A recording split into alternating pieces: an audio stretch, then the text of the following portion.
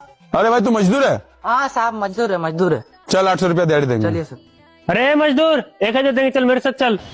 1000 रुपए मालिक, 200 रुपए गरीब के पेट के लिए बहुत ही ज्यादा होता है, मुझे इनके साथ जाना पड़ेगा।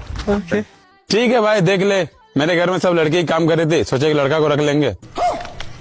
भाई मजदूर की जुबान भी कुछ चीज होती है, मैंने इस आदमी को पहले जवान दे रखा है तो इसी के साथ जाना पड़ेगा। भाई लेकिन एक दिक्कत है, तुमको ना खाना पीना लड़की लोग के साथ ही करना पड़ेगा। भगवान तेरी लीला अपरंपार है। अरे भाई चल। अरे तो हट, मैंने बार बार बोला इसके साथ जाना है, तो समझ नहीं आ रहा क्या तुमको? हट।